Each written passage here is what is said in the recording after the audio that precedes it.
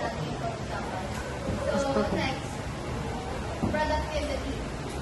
Speakers can create and understand the entirely new depth-form messages.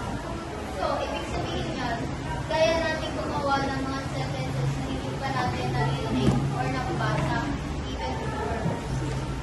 Nagigets mo ba?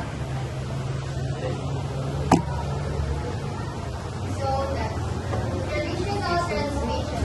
Language is learned, culturally taught, and acquired rather than being purely innate. So, hindi tulad ng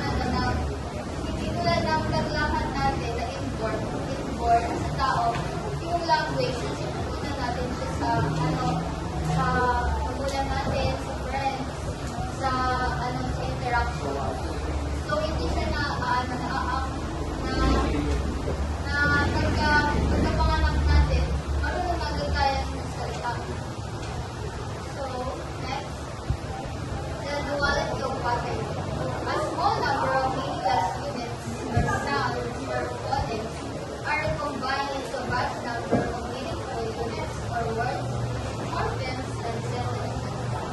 So, ang duality of patterning is the ultimate feature kasi nga, our language works on two levels.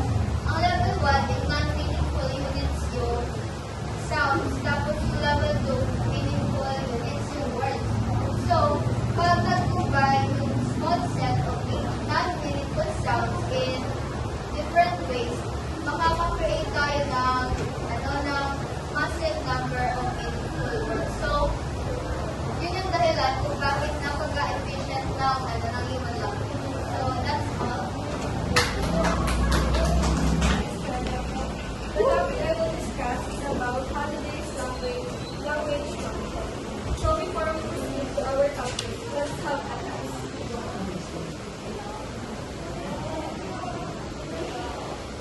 So task B, I've got something to tell you. So choose one item inside your bag and share at last the story behind it.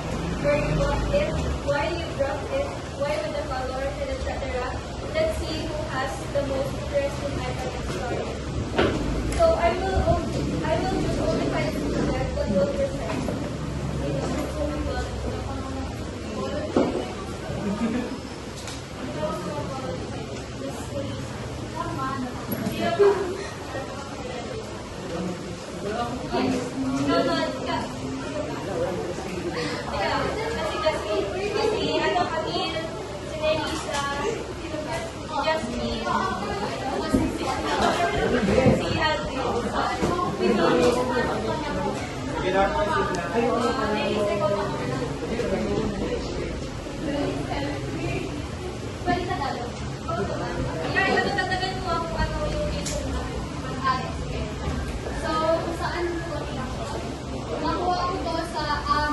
Souvenir ni no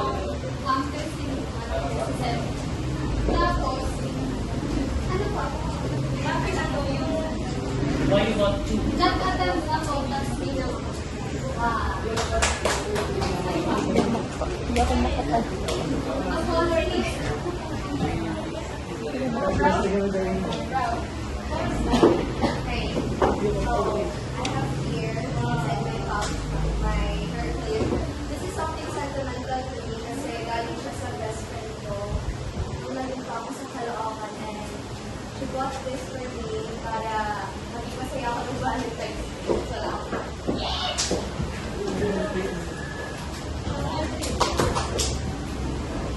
So, the item I use is my AirPods. Binili ko siya kasi makatulong talaga siya kapag stress ka. Sobrang, katulad ng way sa may mag-social anxiety at kapag gusto mong umalis mo, nag-AirPods lang ako. Nagiging kalmado siya. Tapos nabili ko siya sa Yellow Basket. Bili na kayo! Check ko na po siya nabili. Check out na kaya mo na kasi ako sa Yellow Basket. So sa color, wala naman ako sa color kasi white na naman talaga yung tapos sa case, curvis lang ako.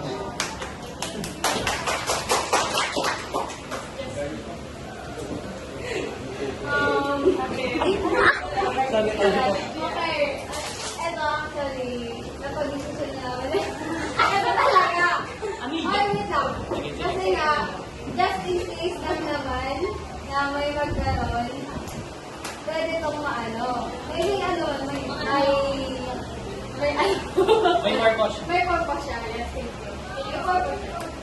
Wow. Wait. Sabi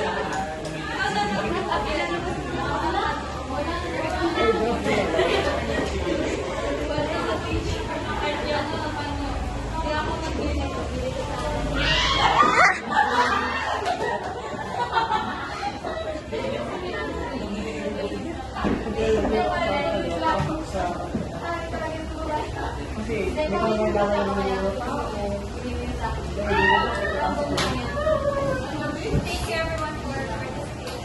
So, bakit tanong ko lang yung task na to sa holidays na to?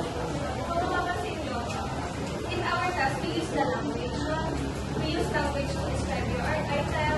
We are able to have a communication with each other. We are able to explain about what we have.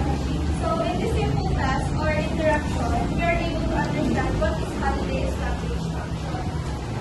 So, next, let's say this too. Language is a vital communication and interaction.